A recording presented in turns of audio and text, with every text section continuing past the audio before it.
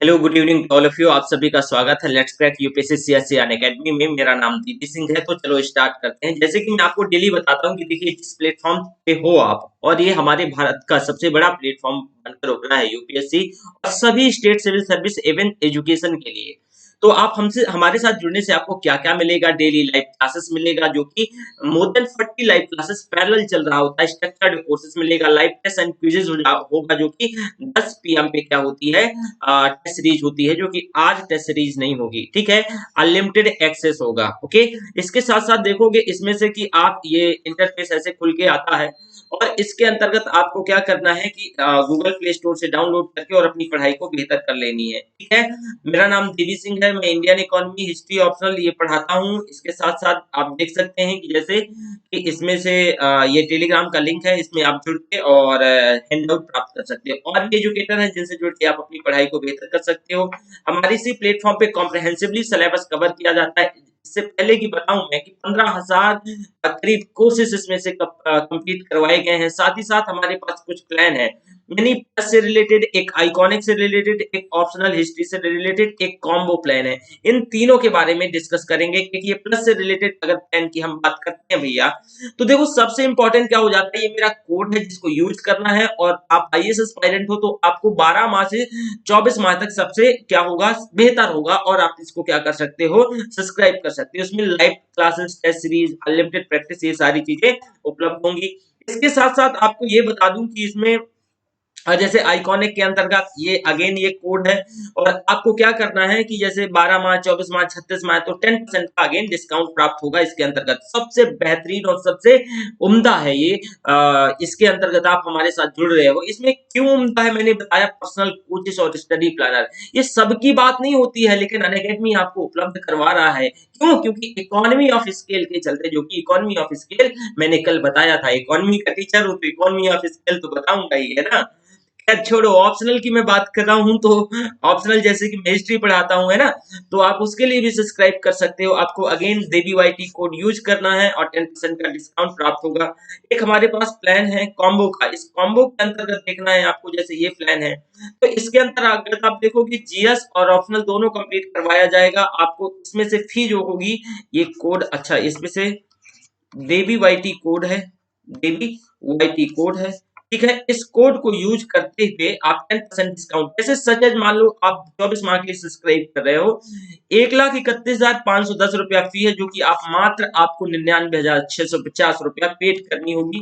तो चलो हम जल्दी से आगे बढ़ते हैं। आपको याद होगा हमें बाली सम्मेलन पढ़ना है, इन सारी चीजों को हमने देखा था। तो चलो आगे बढ़ते हैं हम बाली सम्मेलन की ओर, है ना। चलो भैया, अच्छा देखिए, मैं बार बार आपको एक चीज हमेशा बता रहा हूं कि सबसे जो इम्पोर्टेंट है वो यूपीएससी स्टेट सिविल सर्विस, और ये जो लेक्चर है ये यूपीएससी पीटी और मेंस और स्टेट सिविल सर्विस मेंस और पीटी, ये दोनों के लिए कॉम्प्रहेंसिवली कवर कर रहा हूं।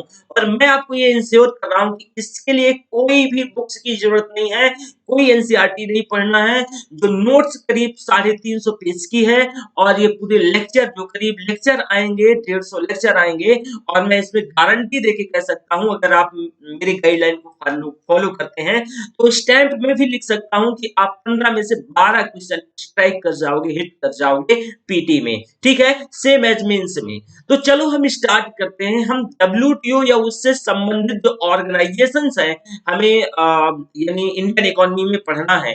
कल मैंने बताया था कृषि क्षेत्र में दिए जाने वाले जो परिदान हैं, याद होगा मैंने कल blue box subsidy, amber box subsidy, green box subsidy के बारे में आपसे बात करी थी।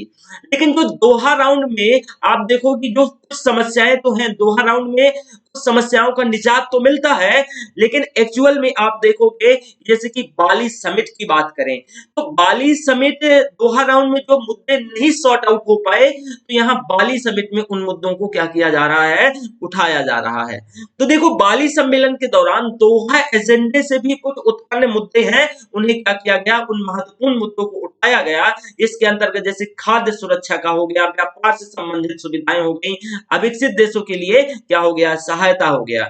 तो इसमें से हमें देखना है कि जैसे खाद्य सुरक्षा से संबंधित इस मैटर को डिटेल से डिस्कस करेंगे, व्यापार से संबंधित सुविधाएं इसको डिटेल से डिस्कस करेंगे, विकसित देशों के लिए जो सहायता है इसको भी हम डिटेल से डिस्कस करेंगे। तो भैया फूड सिक्योरिटी, जो खाद्य सुरक्षा से संबंधित ये जो समस्याएं, जो इश्यूज हैं, जो मुद्दे हैं, जरा इन मुद्दों के बारे में हम देखते हैं। तो एग्रीकल्चर ऑन एग्रीमेंट, कल मैंने डिटेल से इसके अंतर्गत इस सारी चीजों को समझाया था। तो एओए के अंतर्गत जिन प्रमुख मुद्दों पर विवाद है एक्चुअल में, उनमें से सबसे बड़ा एक विवाद उभर के आता है फूड सिक्योरिटी।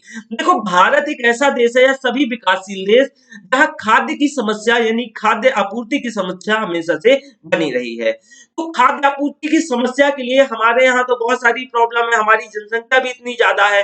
तो हम क्या करते हैं, खाद्य आपूर्ति के उद्देश्य से, खाद्य सुरक्षा के उद्देश्य से हम भंडारण करते हैं। क्या करते हैं, स्टोरेशन करते हैं, भंडारण करते हैं। तो डब्ल्यूटीओ कहता है, यहाँ एक मुद्दा बन के आ जाता है कि भैया आप जो भंडारण कर रहे हो, उस भंडारण के चलते एक समस्या आ रही है। तो वो समस्या क्या है कि इस भंडारण के चलते आप ज्यादा भंडारण कर रहे हो और इसके चलते जो विश्व व्यापार है, विश्व व्यापार का जो मेन मोटो है, मेन थीम है, वो इससे प्रभावित हो रहा है। तो मेन मोटो क्या है विश्व व्यापार का, डब्ल्यूटीओ का मेन मोटो क्या था, मेन मोटो ये था डब्ल्यूटीओ का कि वो क्या कह रहा था, सभी वस्तुओं और सेवाओं को बिना किसी बैरियर्स के, बिना किसी टैरिफ, बिना किसी नॉन टैरिफ, बिना किसी रिस्ट्रिक्शंस के इनको बढ़ावा देना है। और आप स्टोर करके क्या करते हो कि इसको प्रभावित करते हो, ये जो विश्व व्यापार है प्रभावित होता है।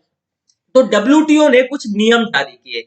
डब्ल्यूटीओ ने क्या नियम जारी किया, डब्ल्यूटीओ कहता है कि भाई देखो आप कर सकते हो, क्योंकि आपका ये प्राइमरी मुद्दा हो जाता है खाद्य सुरक्षा। पहले तो पेट भरना चाहिए, नहीं फिर अगर पेट ही नहीं भरेगा तो फिर बाद में, देखो पहले तो यही है ना कि हमारा पेट भरना चाहिए, हमारी समस्याएं सॉर्ट आउट होना चाहिए, तब हम विश्व जो परिदृश्य की ओर देख पाएंगे। तो सबसे जो मोस्ट इंपॉर्टेंट थिंग्स क्या हो जाती है भैया, सबसे मोस्ट इंपॉर्टेंट थिंग्स यहाँ पे देखोगे कि डब्ल्यूटीओ कहता है कि कोई बात नहीं है, जो कुल उत्पादन है, कुल उत्पादन का 10% से ज्यादा आप भंडारण नहीं कर सकते हो। कौन कह रहा है, डब्ल्यूटीओ कह रहा है, वो नियम लेके आ रहा है, कह रहा है जो कुल उत्पादन का आप जो भंडारण कर सकते हो, मात्र 10% से ज्यादा का भंडारण नहीं कर सकते हो।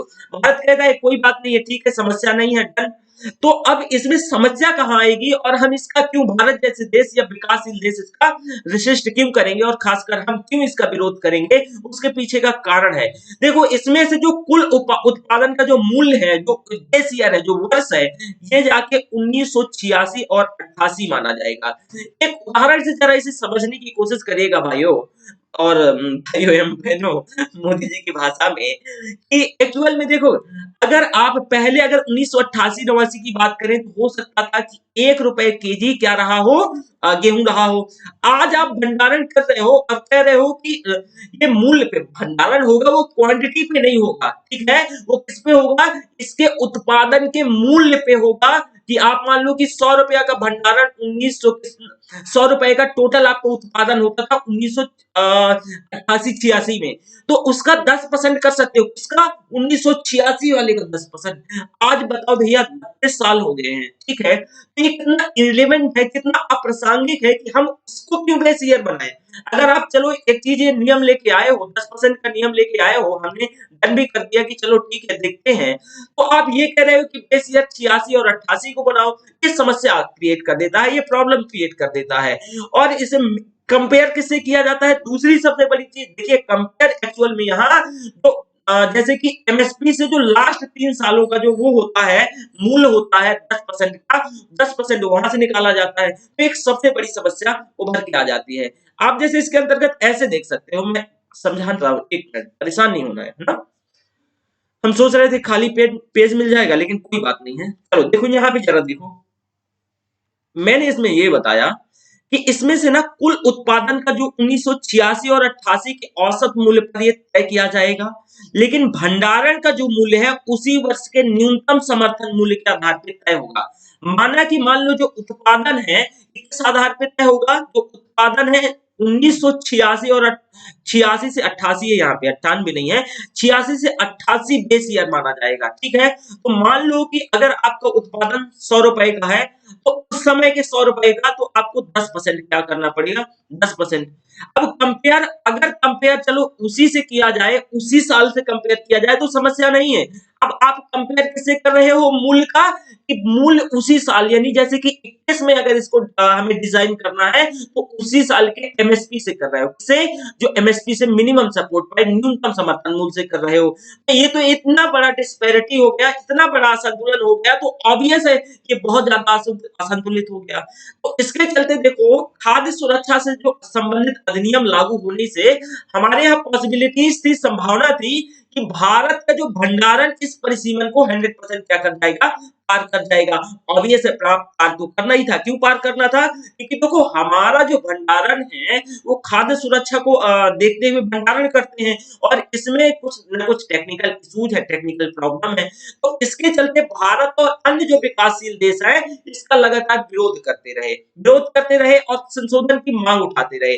इसके अनुसार घरेलू जो आवश्यकताएं हैं अंतरराष्ट्रीय प्रतिबद्धता से ज्यादा महत्वपूर्ण हो जाती है। मैंने जो बताया, चलो हम अंतरराष्ट्रीय प्रतिबद्धता के प्रति हम क्या है, प्रतिबद्ध है। आप जो नियम ला रहे हो, हम बोलते हैं, हम नकारते नहीं है, हम डिनाई नहीं करते हैं, हम प्रतिबद्ध हैं आपके प्रति। लेकिन भैया हमारी घरेलू, यानी जो हमारी नागरिक है, नागरिक सुरक्षा भी तो जरूरी है। और अगर हम अपने नागरिकों की सुरक्षा नहीं दे पाएंगे तो आप दूसरी तरफ हमारी ही अवहेलना करोगे ह्यूमन राइट कमीशन में, मानवाधिकार आयोग में, तो हमारी तो होगी फांसी। क्योंकि एक तरफ तो आप भंडारण से रोक रहे हो और दूसरी तरफ कह रहे हो कि भारत इतना गरीब है कि अपनी जनता को प्राइमरी जो थिंग्स हैं जैसे कि हेल्थ, खाना पीना, ये उपलब्ध नहीं करवा पा रहा है।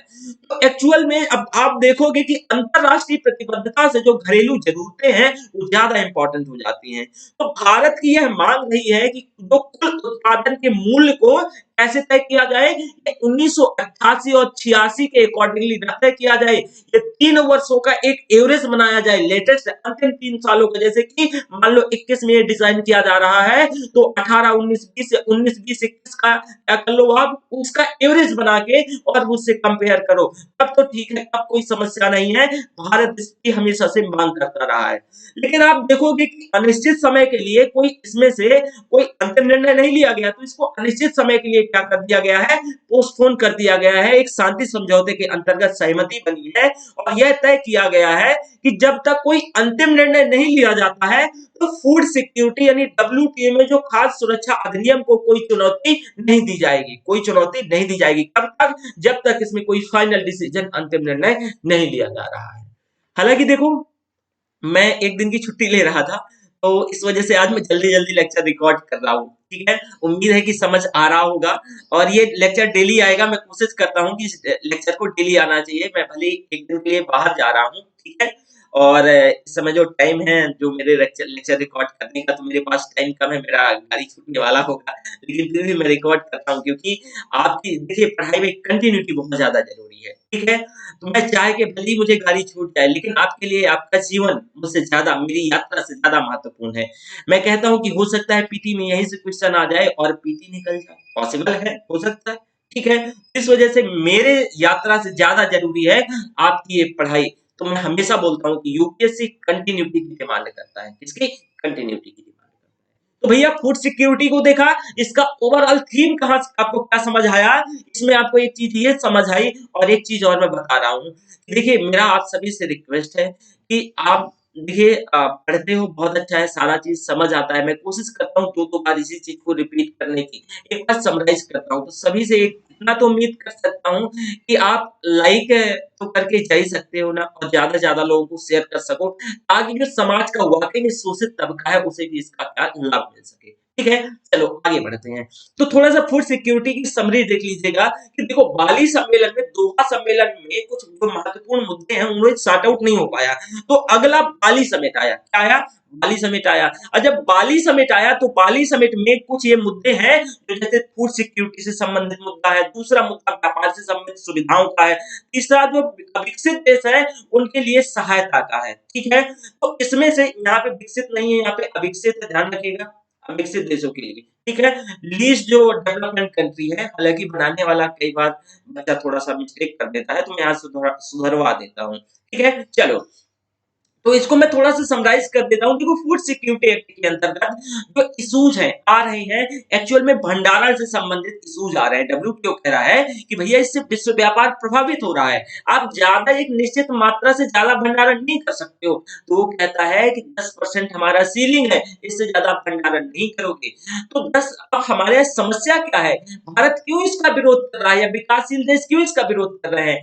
विरोध करना लाजिमी है, क्योंकि जो इसका बेस रेट, कुल उत्पादन का, टोटल प्रोडक्शन का जो वैल्यूज है, उसका बेस ईयर ये कौन सा मान के चल रहे हैं, आज से 30 साल 32 साल पुराना, यानी 1986 और 88 का। और उसे कंपेयर किसकी की जा रही है, जो मूल्यों की कंपेयर है, जो स्टोरेशन की कंपेयर है, वो किससे की जा रही है, वो 2021-22, यानी मतलब उसके लेटेस्ट ईयर एमएसपी से करी जा रही है। जरा उदाहरण से समझो कि उस समय का 100 रुपया और आज का उस समय का जो 100 रुपया आज का कहीं 1 लाख के बराबर होगा, कहीं 1 लाख के बराबर। देखो, रुपया का वैल्यू नहीं बढ़ा, लेकिन आप देख रहे हो ना, सारी चीजें इनहांसमेंट हो रही हैं। तो उस समय हो सकता रहा हो कि जो उत्पादन है मात्र 100 रुपया का होता रहा हो, और आज जो 10% हम भंडार कर रहे हैं, तो वो भी इससे भी ज्यादा निकल सकता है। 100 रुपए से ज्यादा 120 रुपए तक का भंडारण हो सकता है। और आप कह रहे हो कि आपको जो भंडारण करना है वो 10 रुपए तक का भंडारण करना है। तो ये तो कितना इरिलेवेंट है, ये समझ आया मुद्दा कि नहीं? ये कितना इरिलेवेंट, अप्रासंगिक साबित होता है, ये कितना अप्रासंगिक लग रहा है। कैसे, दोबारा से सुनिएगा। देखो, पहले आप मान लो कि आपने 100 रुपए का टोटल क्या किया, उत्पादन किया।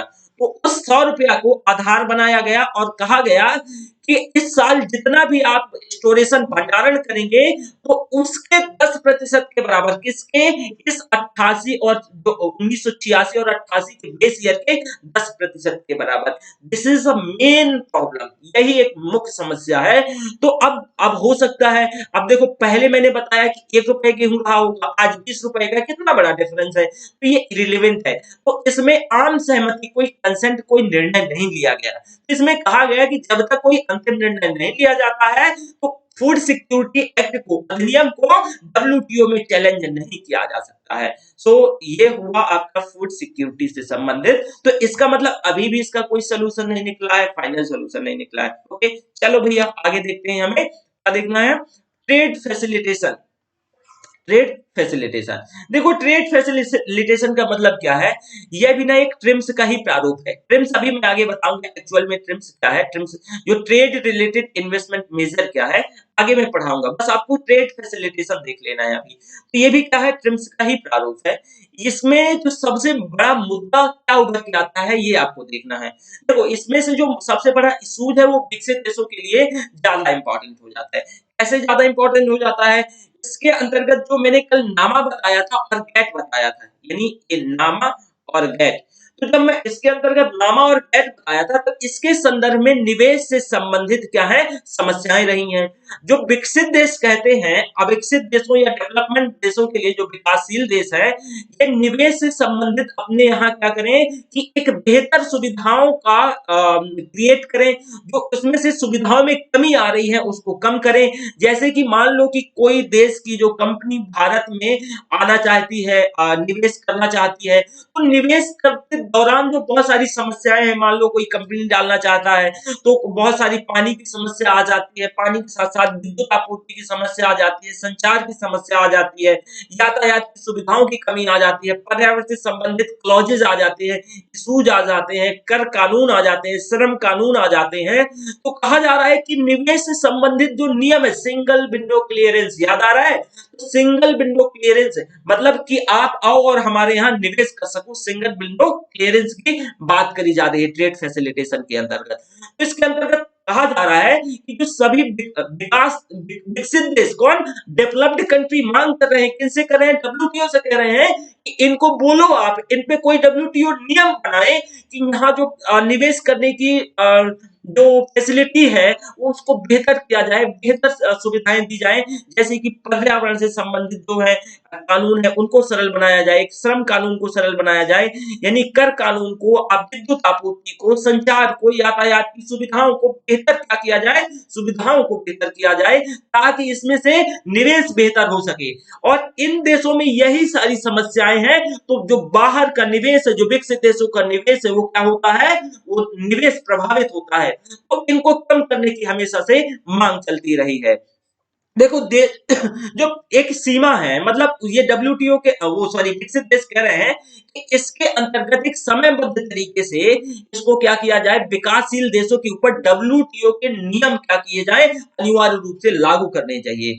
तो देखो ये वचनबद्ध, देखो हम सुविधाओं को प्रदान करने के लिए वचनबद्ध तो हैं, लेकिन कोई समयबद्ध तरीके से लागू करने के लिए विरोध हो रहा है। हम ठीक है कह रहे हैं, भारत कह रहा है कि नो डाउट आप सही कह रहे हो, हमारे यहाँ निवेश की प्रक्रिया आसान और सरल होनी चाहिए और हम इसके लिए वचनबद्ध हैं, कमिट करते हैं, कमिटेड हैं। लेकिन आप कहो कि अगले साल ये सब हो जाएगा तो शायद मुश्किल है, क्योंकि हमारी भी कुछ घरेलू समस्याएं हैं, जिससे हम घरेलू समस्याओं के चलते इतना जल्दी अपना इंफ्रा विकसित नहीं कर सकते। तो हम पे कोई ऐसे पेनलाइज करके, नियम लागू करके ऐसे आप पेनलाइज नहीं कर सकते हो, ठीक है। तो समयबद्ध तरीके से इसको लागू करने का लगातार विरोध होता रहा है।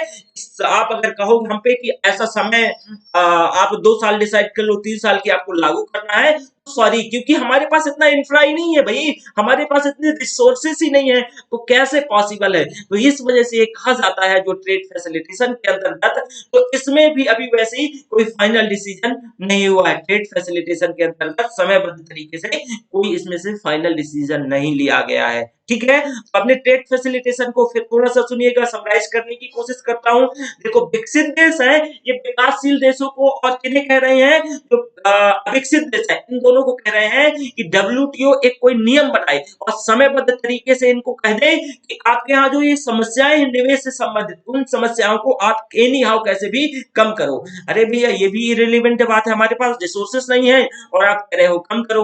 अरे कुछ भी मान लो, आप विद्युत आपूर्ति के लिए पैसे की तो जरूरत होनी चाहिए। अब आप सोमाली से कहोगे, आप लीबिया से कहोगे, आप रवांडा से कहोगे कि एक काम करो ये 2 साल में कर लो, तो कैसे पॉसिबल है। अरे संसाधन भी तो होने चाहिए।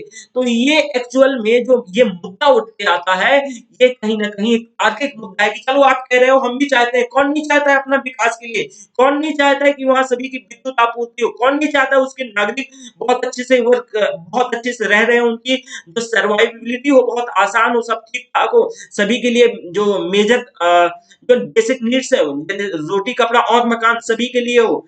लेकिन अरे उनके साथ समस्याएं तो है भैया, उनके साथ समस्याएं क्या है। अगर आप उनकी समस्याओं को आप देखोगे तो उनके पास रिसोर्सेस की कमी है, वहां ज्यादा से ज्यादा गरीबी है, तो आप सपोर्ट करो ना, आप तो विकसित देश हो, तो आप क्यों नहीं सपोर्ट कर रहे हो। तो इसमें भी कोई खास ये जो अंतिम निर्णय नहीं लिया गया। अब आता है support given to least development countries, ठीक है। अब सपोर्ट की बात होगी। अब क्या है, सपोर्ट की बात होगी, यानी जो अविकसित देश हैं उनके लिए सपोर्ट की बात की जा रही है। क्या है, अब कैसे सपोर्ट की बात की जाएगी, अब कैसे सपोर्ट होगा, जरा इसको थोड़ा सा आप देख लो। देखो अगर हम बात करें विश्व की जो जनसंख्या है, तो विकसित देशों का योगदान, यहाँ पे अविकसित है, अच्छा लिखा तो है, चलो ठीक है। अविकसित देशों का योगदान इसमें से पूरी जनसंख्या में 12% है। देखिएगा ये आंकड़े कितने डरावने हैं। और इसकी जो जीडीपी, ये जीडीपी है, ठीक है ना, जीडीपी, इनकी जो जीडीपी का योगदान 2% है, 2% है। मतलब 2%, 12% जनसंख्या मात्र 2% जीडीपी पे क्या कर रही है, अपना जीवन का निर्वाह कर रही है, अपने जीवन का निर्वाह कर रही है। तो अविकसित देशों को ये मानना है, जो उनका कहना है कि जो डब्ल्यूटीओ की जो सदस्यता के कारण उन्हें कोई बहुत लाभ नहीं मिला है, कोई खास लाभ नहीं मिला है। कैसे नहीं लाभ मिला है, बल्कि उनका एक तरीके से शोषण हो गया है। जैसे कि भारत का आप ध्यान करो कि मॉडर्न इंडिया जो हम पूरा अंग्रेजों का टाइम पढ़ रहे हैं, तो वो क्या करते थे, मतलब हमारे यहाँ से हम उनसे रॉ मटेरियल्स लेके जाते थे, भारत से रॉ मटेरियल कच्चा माल लेके जाते बनाते थे और हमारे यहाँ मैन्युफैक्चर गुड्स पंप कर देते थे। तो ये देश भी सेम कह रहे हैं, अविकसित देश कह रहे हैं कि हमें डब्ल्यूटीओ से जुड़ने से कोई बहुत फायदा नहीं हुआ है, अगर आप ऐसा सोच रहे हो। हमारा उल्टा लॉस हो गया है। कैसे लॉस हो गया है? क्योंकि हमारा जो घरेलू प्रोडक्शन है वो नहीं हो पाया है, हमारा घरेलू बाजार विकसित नहीं हो पाया, घरेलू इंडस्ट्रियां विकसित नहीं हो पाई है। क्यों नहीं विकसित हो पाई है? आप कच्चा माल हमारे यहाँ से उठा लेते हो और मैन्युफैक्चर गुड्स हमारे यहाँ के पटक देते हो, तो इस वजह से हमारा क्या है, जो बाजार है वो क्या हो रहा है, प्रभावित हो रहा है।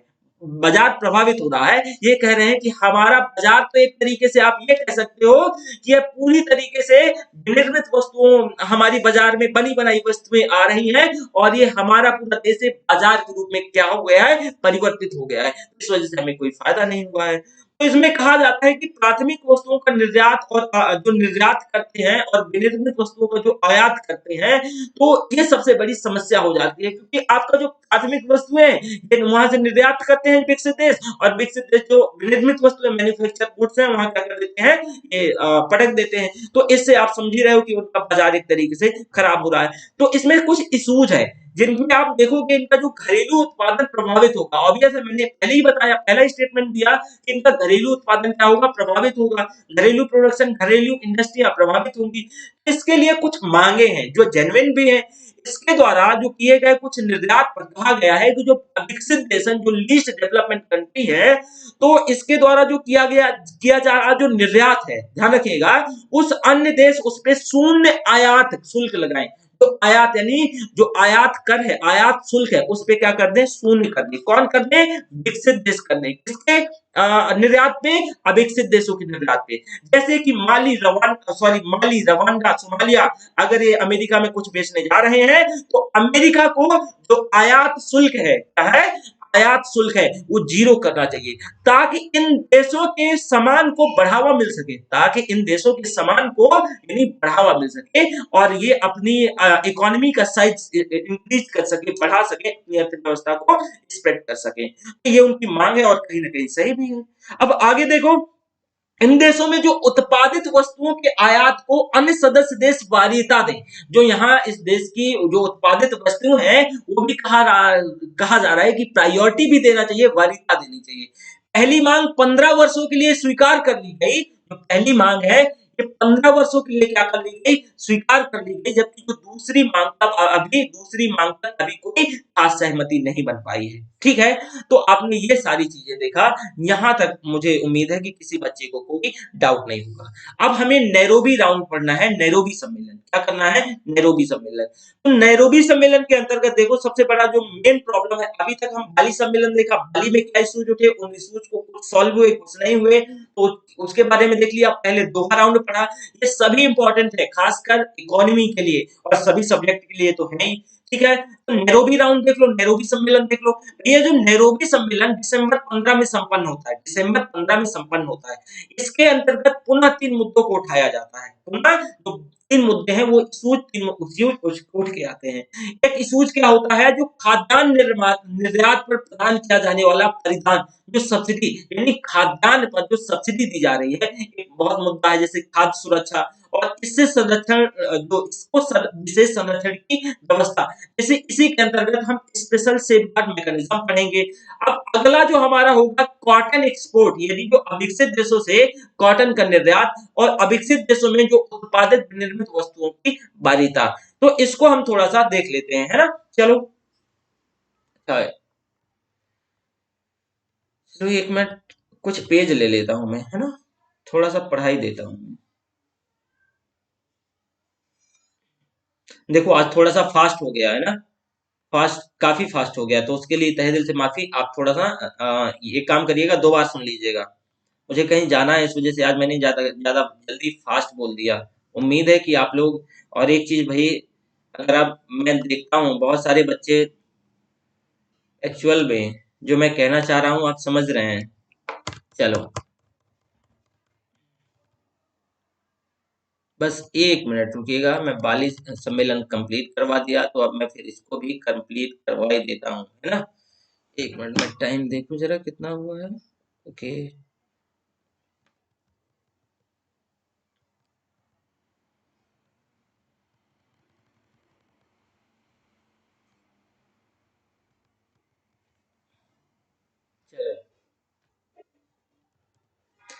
तो हमें क्या देखना है, हम तीन मुद्दे जो कि हमें नैरोबी सम्मेलन में सॉरी नैरोबी सम्मेलन में जो तीन इश्यूज है, कौन से, पहला इश्यूज नैरोबी सम्मेलन का, ये तो पता चल गया नैरोबी सम्मेलन कब होता है, नैरोबी सम्मेलन 15 में।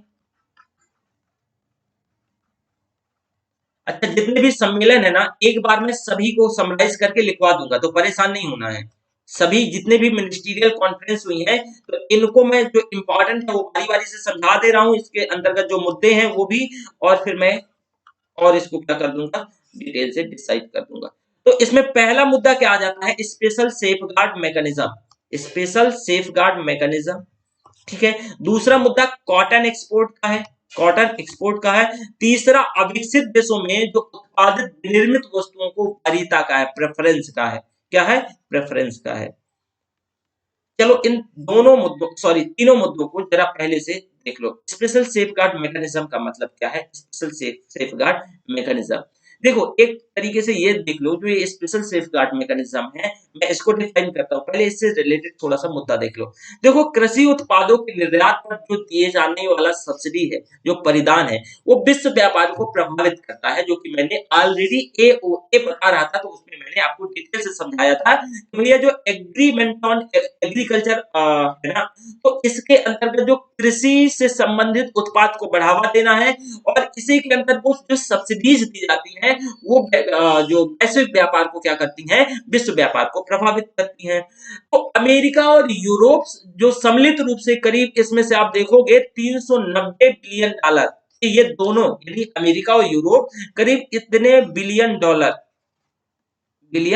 डॉलर क्या करते हैं, ये परिधान प्रदान करते हैं। तो इसमें निर्यात पर जो दिया जाने वाला परिधान एक महत्वपूर्ण हिस्सा हो जाता है। इसके चलते नैरोबी सम्मेलन में विकसित देशों के लिए तत्कालीन रूप से ये मुद्दा उठा कि ये जो निर्यात पर ये सहायकी को खत्म करने के लिए ये तुरंत से, मतलब यानी तत्कालिक तौर से क्या करें, ये मुद्दा उठा और बोले कि ये खत्म करते हैं। कौन सा, कि तत्कालीन रूप से, कौन, जो विकसित देश है, जो निर्यात में यानी निर्यात में परिधान जो दे रहे हैं, सब्सिडी दे रहे हैं, इसको क्या करते हैं, पूरी तरीके से खत्म कर दें। साथ ही साथ यही जो टाइम लिमिट आगे बढ़ाकर किया गया विकासशील देशों के लिए, और कहा गया कि 2018, कब, 2018 से, यानी जो विकासशील देश इसमें सहायता दे रहे हैं वो भी खत्म कर दें, वो भी खत्म कर दें। दोबारा से सुनिएगा भैया, ये जो नैरोबी सम्मेलन है, पहला इशू ये उठ के आता है कि इसमें जो परिधान दिया जा रहा है, तो एक तो कृषि में परिधान दिया जा रहा है उसके उत्पादन की प्रक्रिया में, लेकिन जो आप निर्यात में परिधान दे रहे हो, ये बहुत बड़ा हिस्सा है, ठीक है, ये महत्वपूर्ण हिस्सा हो जाता है। चलो कृषि के लिए परिधान के लिए एक बार सोचा जा सकता है, ग्रीन बॉक्स सब्सिडी दी जा सकती है, ठीक है, लेकिन ये जो आप निर्यात में परिधान दे रहे हो, ये बहुत ज्यादा प्रभावित करता है। और निर्यात के चलते जो गरीब देश हैं, तो गरीब देशों के किसान और उसका जो प्रोडक्शन है वो प्रभावित हो रहा है। तो अमेरिका और यूरोप अपने देशों को करीब एक साल में 400 या 390 बिलियन डॉलर के आसपास ये सब्सिडी निर्यात में या अपने किसानों को प्रोवाइड करते हैं। तो नैरोबी सम्मेलन में ये मुद्दा उठता है कि भैया आप लोग जो सब्सिडी दे रहे हो, आप जो करो तो उसका क्या, हम पे तो आवाज उठाते रहते हो, और अगर हम करें तो आपको बुरा लगता है।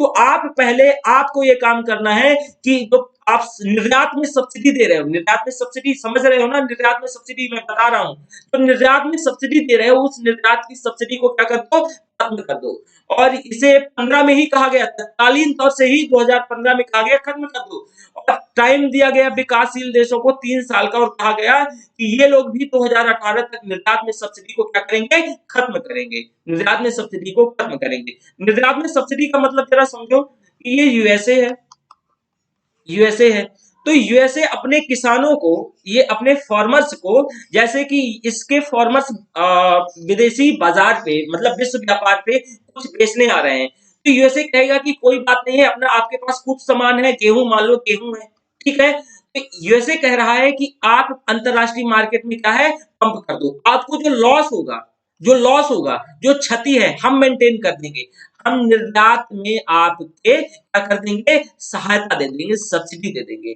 तो ये मुद्दा बहुत बड़ा मुद्दा हो जाता है, ये इन देशों को प्रभावित करेगा ना, इन देशों का जो अब जैसे अंतरराष्ट्रीय मार्केट में जैसे ये इनका सामान आ जाएगा, सस्ती दर पे आ जाएगा, तो भैया जो गरीब देश है वहां के जो फार्मर्स है उन्हें तो बहुत लॉस हो जाएगा। तो इसमें ये मुद्दा उठाया गया कि आप लोग जो सब्सिडी दे रहे हो तत्कालीन प्रभाव से इसको खत्म कर दो, यानी 2015 में इनको आदेश दिया गया कि खत्म करो, और 2018 में विकासशील देशों को खत्म करने की क्या करी गई, खत्म करने की बात करी गई। तो इनको 2018 में विकासशील देशों को जो सब्सिडी निर्यात में दिए जा रहे हैं उन्हें खत्म करना है, 2015 तक विकसित देशों को क्या है, सब्सिडी खत्म करना, मतलब 15 में तत्काल, ये नैरोबी सम्मेलन 15 में ही होता है।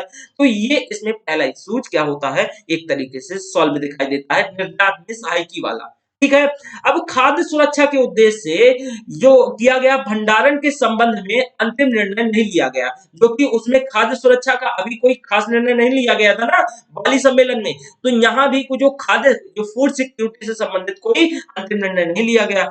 इस मुद्दे को अगले सम्मेलन के लिए क्या कर दिया गया, पोस्टपोन कर दिया गया, टाल दिया गया। तो विकासशील देशों की यह मांग होती रही कि घरेलू खाद्यान्न उत्पादकों को संरक्षण प्रदान करने के उद्देश्य से अतिरिक्त शुल्क लागू करने का अधिकार उन्हें प्राप्त करवाना चाहिए। कौन मांग कर रहे हैं, विकासशील देश जैसे हम जैसे देश, भारत जैसे देश मांग कर रहे हैं कि आप जो भैया मतलब हम लोगों के लिए एक सुरक्षात्मक आप क्या दे दो, मतलब उपाय दे दो, एक इशूज तो नहीं कहेंगे, एक हमें टूल दे दो, इंस्ट्रूमेंट दे दो, जो विकासशील देश हमेशा मांग करते रहे, जो घरेलू खाद्यान्न जो उत्पादकों को संरक्षण देने के लिए आप हम क्या कर सकते हैं, किसी के भी जो निर्यात है उस पे क्या लगा सकते हैं, एक शुल्क लगा सकते हैं, अतिरिक्त शुल्क इम्पोज कर सकते हैं, ताकि हमें विशेष संरक्षण, हमारे जो किसान है उन्हें संरक्षण मिल सके। इसी को safe guard, special safe guard mechanism कहा गया। इसको क्या कहा गया, special safe guard mechanism, special safe guard mechanism कहा गया। समझ आया। विकासशील देश इसके अंतर्गत मांग कर रहे हैं कि हमें जो विश्व व्यापार संगठन है, विश्व व्यापार संगठन हमें क्या प्रोवाइड करवाए, कि हमें ये स्पेशल सेफगार्ड मैकेनिज्म प्रोवाइड करवाए, ये हमें कहे, ये हमें इन नियमों में ढील दी जाए, अगर हमारा जो उत्पादन है, हमारा जो निर्यात है, तो हमारा अगर वो प्रभावित हो रहा है, तो हम किसी के भी आयात पे एक आयात ड्यूटी, एक शुल्क क्या कर सकते हैं, इम्पोज कर सकते हैं, बढ़ा सकते हैं। ठीक है। तो यह जो स्पेशल सेफ गार्ड के लिए ये लगातार मांग उठती रही।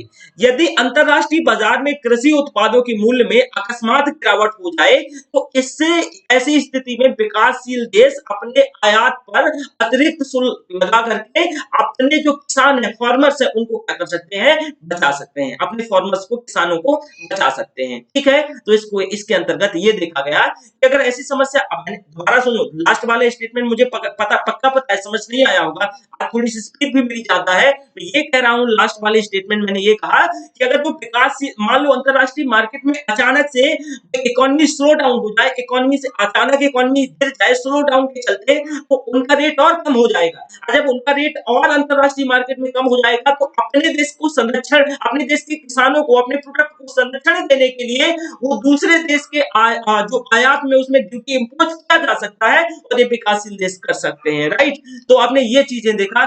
अब अविकसित देशों जो अविकसित देशों के कपास निर्यात से संबंधित इसे थोड़ा सा देख लो, और आज हम यहीं तक रखते हैं। कल हम जो हमारा कल का इशूज होगा वो अविकसित देशों से कपास का जो निर्यात है इससे संबंधित, जो कॉटन 4 वाला, यानी 2003 में जो बेनिन, बुर्किना फासो, माली, चार अफ्रीकी देश आएंगे और ये कॉटन 4 समूह बनाएंगे, ये भी एक मुद्दा उठा के लाएंगे। तो कल इसके बारे में डिटेल से देखेंगे। थैंक यू वेरी मच, फिर मिलते हैं हम जल्दी। कल क्लास रहेगी सेम टाइम, बस मैंने एक दिन की छुट्टी ले रहा था। Okay, so thank you very much.